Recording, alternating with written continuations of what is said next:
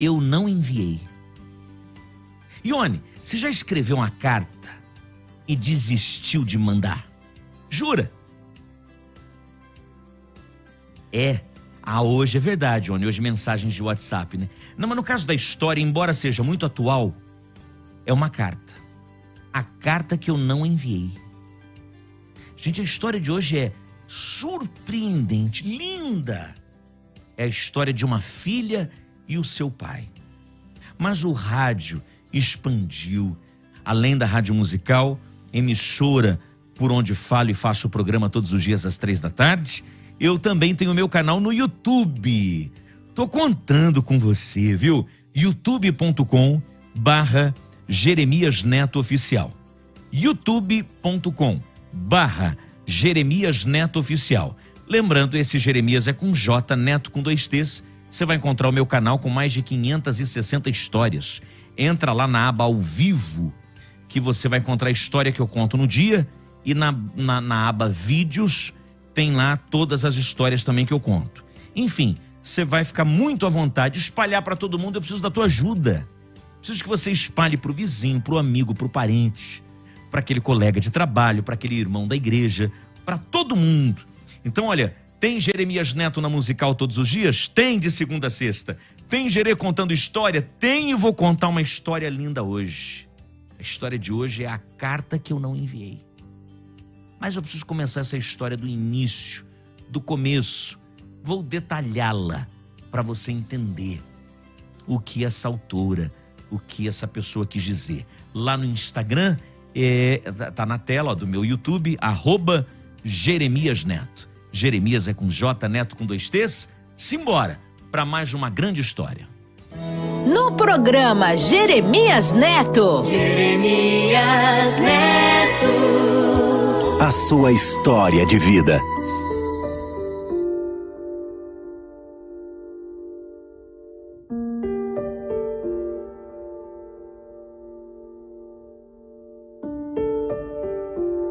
Meu querido amigo Jeremias Neto, muito obrigada.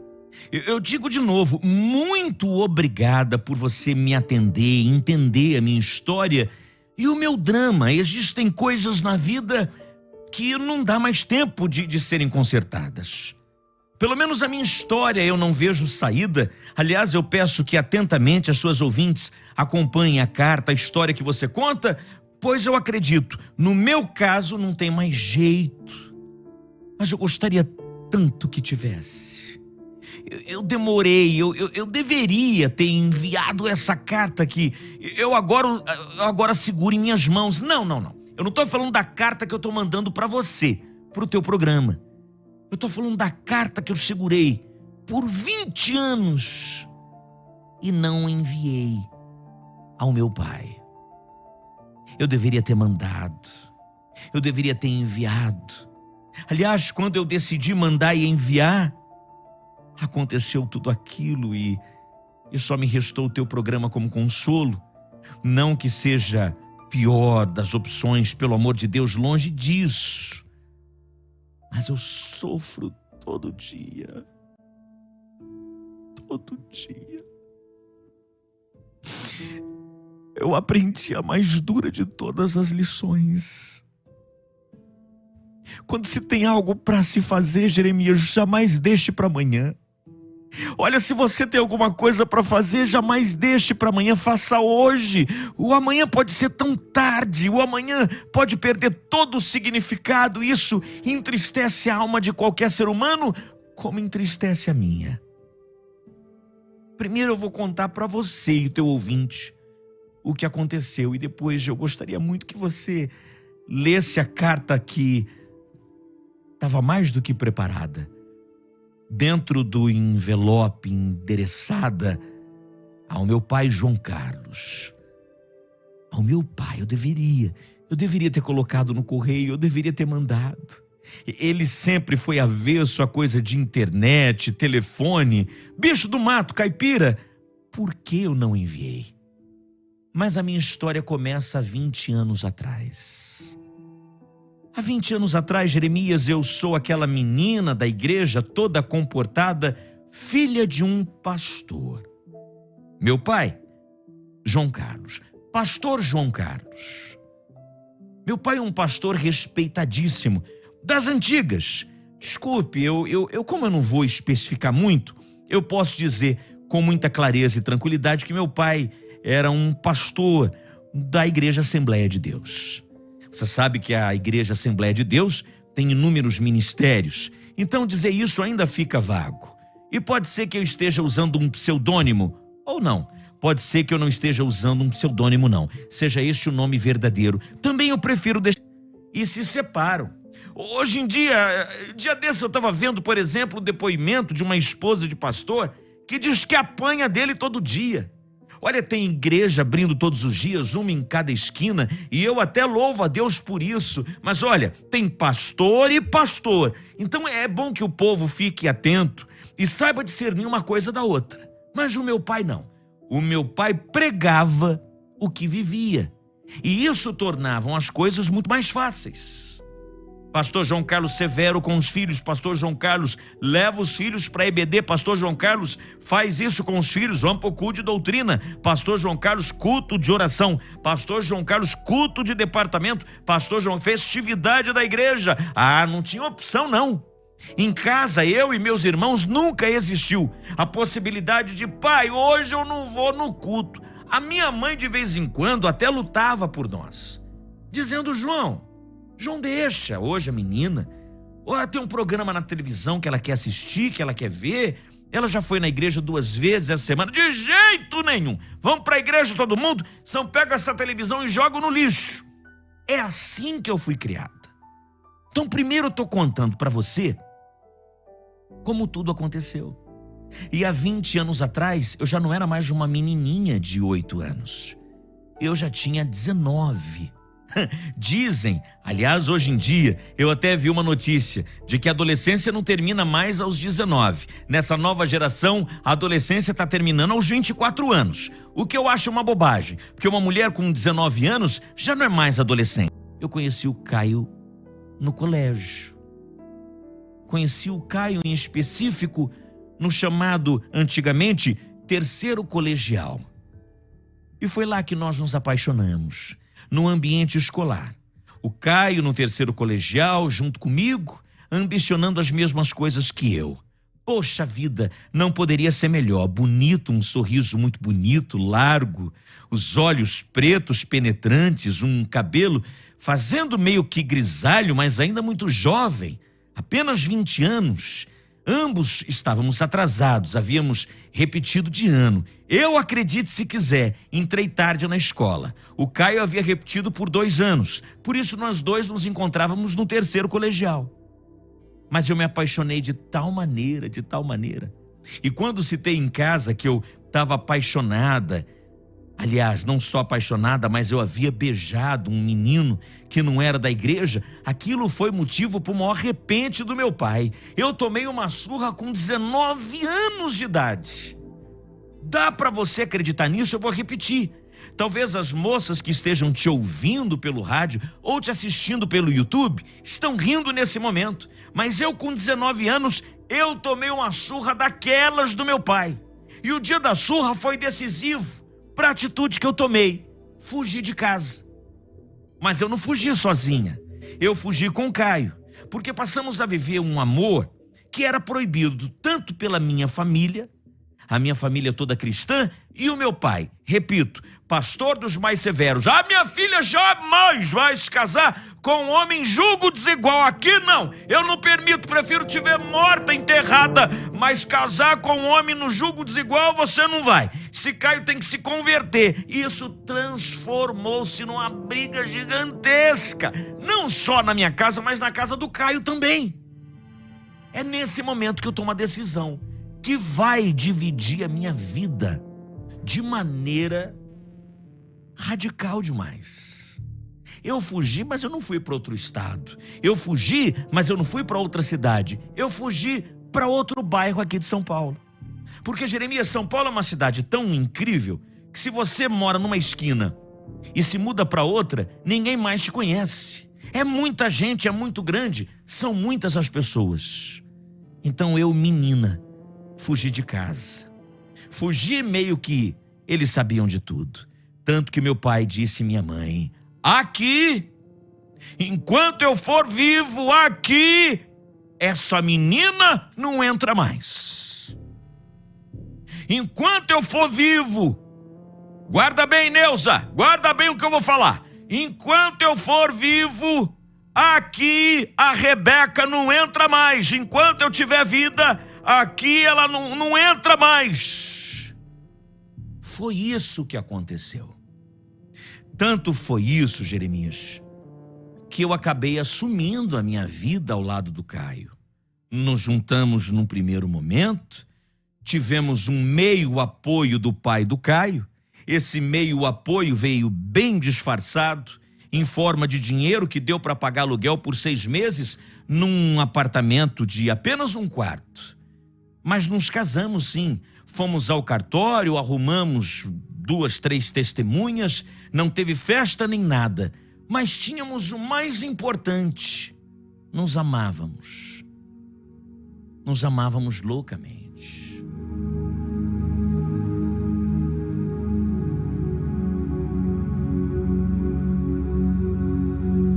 E Jeremias, eu sei, não sou hipócrita em dizer que o amor é suficiente numa relação. Existe o dinheiro, existem todas as outras demandas, mas o Caio foi dando conta do recado. Sim, tivemos que anular o sonho de faculdade, mas o espírito empreendedor do meu marido fez com que ele abrisse um negocinho que virou um negócio e que se transformou num negócio bastante rentável. Passamos a viver. Começamos de aluguel, depois pulamos para o apartamento próprio. Depois nasce o primeiro filho. Foi no nascimento do segundo filho, inclusive, o Jonathan. Esse nasceu com um problema respiratório muito sério. Fez com que eu voltasse para a igreja na marra. Sim, eu havia me afastado da igreja desde a minha saída de casa. Me revoltei com pastor, igreja e qualquer coisa que me lembrasse ou trouxesse lembrança da vida de sofrimento que tive até os 19 anos. Não era de sofrimento, era de ignorância. Isso tem que ficar claro também na história. Não era de sofrimento, não. Era meu pai que não sabia conduzir a maneira como Jesus conduziu.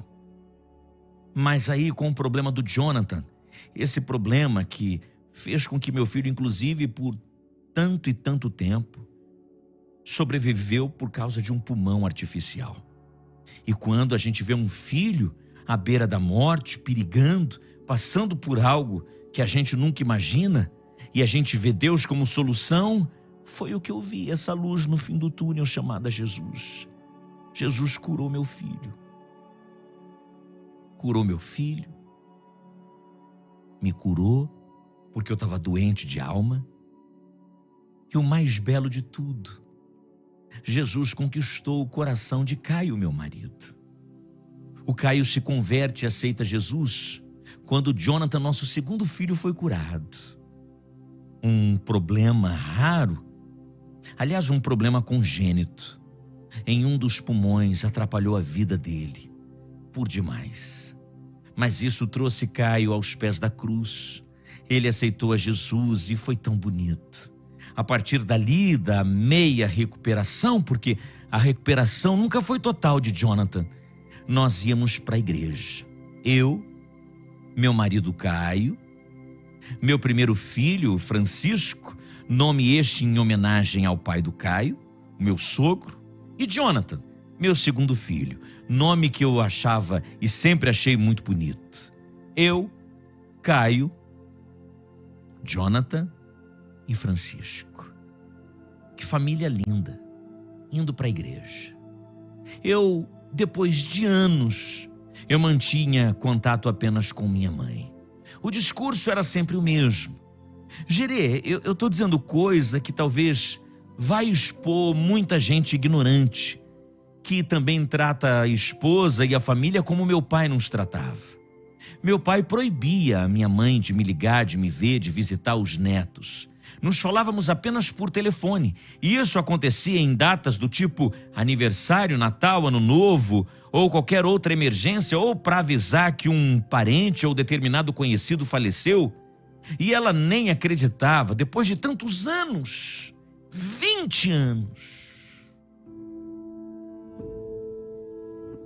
Meu marido era crente.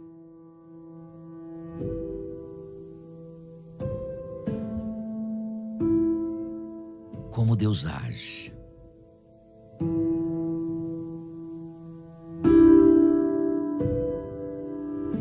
Meu marido continuou trabalhando como empresário que é, mas agora temente a Deus. Dentro do carro, no porta-luvas, uma Bíblia. Em cima da mesa do escritório, uma outra Bíblia. Frequentador de cultos assiduamente, não perdendo um sequer. Apaixonado por Jesus, mas apresentando Jesus aos filhos da maneira correta, leve e tranquila, sem força e pressão. Sempre me entregou nas mãos do Espírito Santo.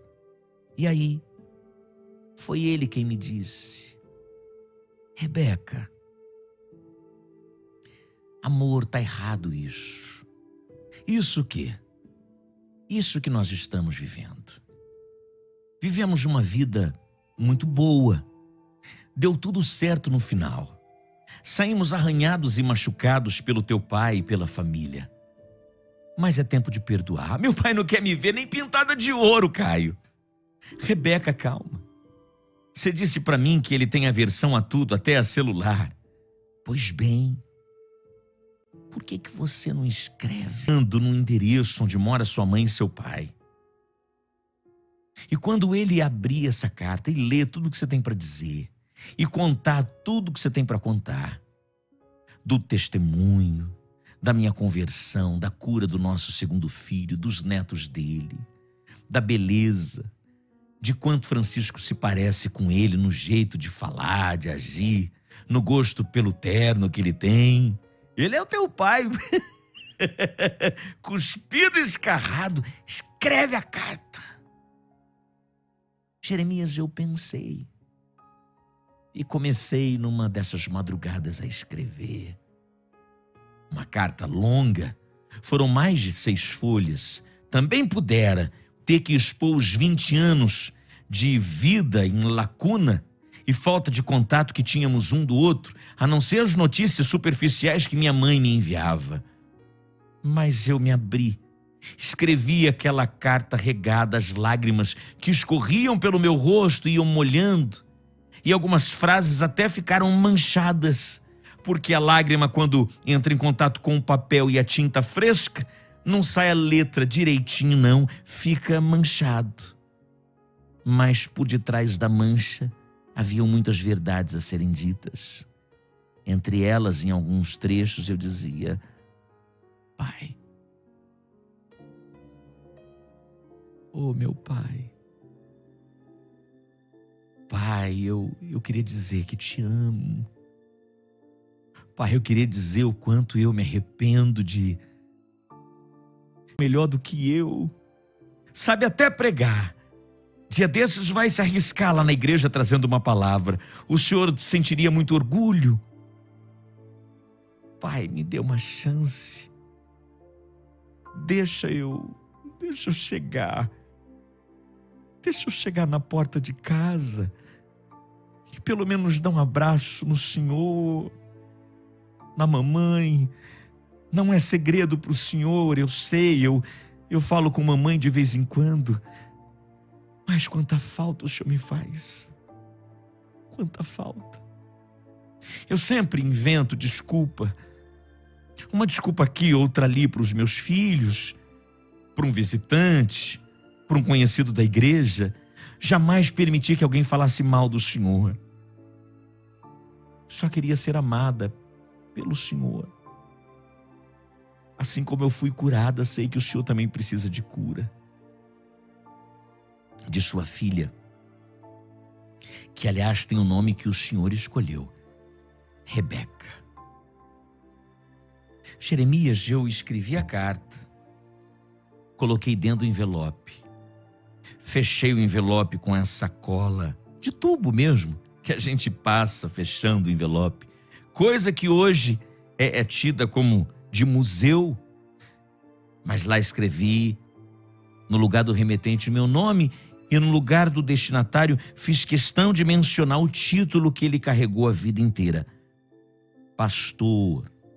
Ele sempre honrou muito isso. Pastor João Carlos. E seu nome completo, endereço. Mas não tive coragem de colocar no dia seguinte no correio. Guardei.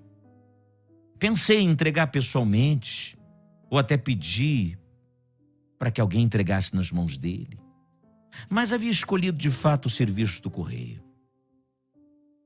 Esperei uma semana. E depois de 5 dias dela escrita, vem a ligação de minha mãe chorosa, dizendo que papai havia tido um mal súbito e havia morrido, vítima de um infarto fulminante. Um mal-estar na igreja, a correria dos irmãos em socorrê-lo, não houve tempo de fazer nada. Fui ao velório. Sem que ninguém percebesse, eu peguei a carta. Sim, eu fiz uma cópia para mim. Mas sem que ninguém percebesse, eu coloquei aquele envelope com aquela carta, sabendo que ali ele não vai ler mais nada. Mas ainda assim, eu, num ato talvez de desespero, coloquei a carta embaixo, aquele enfeite de flores, próximo de seus pés. Voltei para casa com a culpa de quem poderia ter voltado antes e não voltou. De quem poderia ter batido na porta e não fez.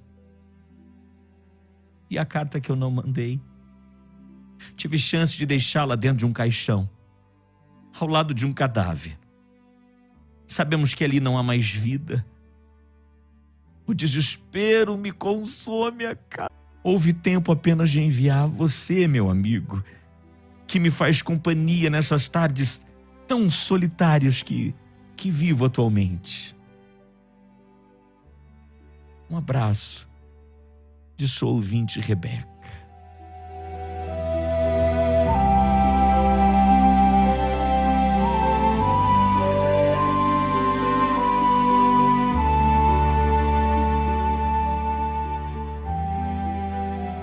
Que história linda.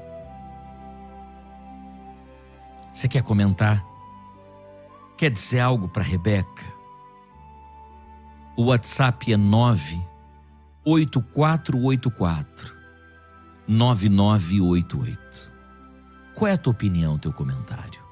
98484-9988. 98484-9988. Se você está me assistindo no YouTube, deixa o teu like, o teu joinha, compartilhe essa história, se inscreva e deixe o teu comentário aí no lugar específico. Enquanto você faz isso, eu quero dizer que os problemas respiratórios, e você vê que até o menino da carta, o Jonathan, é o testemunho dela, nasceu com problema respiratório. Olha, bronquite, asma, rinite, sinusite, bronquiolite, que é o início da bronquite. Eu estava contando ontem para vocês um testemunho também lindo. A balafáfia resolve. Feita com alcaçuz, alfavaca campestre, funcho, fáfia paniculata. Bala tem no sabor morango, canela. Agora tem no sabor gengibre. Ah, mas o meu filho não tem idade ainda para chupar bala. É só a senhora dissolver a bala na água e dar para ele como xarope. O efeito é igualzinho. Você vai ligar agora com 15% de desconto. Você pode parcelar em 8 vezes. Começa a pagar só em janeiro do ano que vem. É 3042 1688. 3042 1688. 3042 1688. No WhatsApp, tá na tela aí do YouTube, ó. 11 9 9181 8548. 9 9181 8548. Eu quero ouvir um depoimento. Depoimento do seu Valdemar. Doutor Eudson, o senhor tem tempo de ouvir o depoimento comigo, doutor Eudson? Tenho sim, Jeremias, vamos lá. Então vamos ouvir o depoimento que o seu Eudson vai trazer uma promoção daquelas hoje. O seu Valdemar, meu amigo, ele tá na ponta da linha, ele comprou pra esposa que tinha problemas, não é isso, seu Valdemar? Contar a história da bala fácil pra você. Pois e não. Ela faz muito tempo que ela fica doente, sempre doente, com problema de respiração, e ela sempre faz inalação 2 vezes, 3 vezes por dia. Ela dorme até sentado, porque ela não pode nem deitar, que se ela deitar tem que fazer inalação, ela não aguenta. Então, ela estava assim, mas graças à bala fácil, e agora ela sente, graças a Deus, graças ao produto, ela está bem melhor, ela está boa agora, não precisa fazer mais inalação, está contente. Eu creio que todos que estiver ouvindo nesse momento, que estiver com dificuldade respiratória, bronquite, asmático, problema assim, que nem a minha esposa estava, graças à bala fácil, ela está bem melhor, ela está boa. Foi muito bom para ela, viu, que ela, graças a Deus, graças a esse produto, ela está melhor, ela está sarada, ela sarou. Que maravilha, ela sarou. E quem ligar agora, 11 é o DDD para todo o Brasil, 3042 1688. Qual vai ser a promoção, doutor Eudson? Olha só, Jeremias, é importante a gente ressaltar nesse depoimento que ela tá feliz, ela tá contente. Isso é que é bacana. Para você que sofre com problema respiratório, o tempo já mudou de novo, viu, Jeremias? Agora aqui no centro, por exemplo, já chove, garoa, já teve aquela quebra na temperatura. Isso aumenta demais os problemas respiratórios, por isso você tem que ter a bala fácil aí na sua casa. Anota o telefone, já vai dando o 011, né? 3042 1688, para você que tá fora de São Paulo, tá no interior, tá ouvindo pelo aplicativo, pelo celular, 0 operadora 11 30 40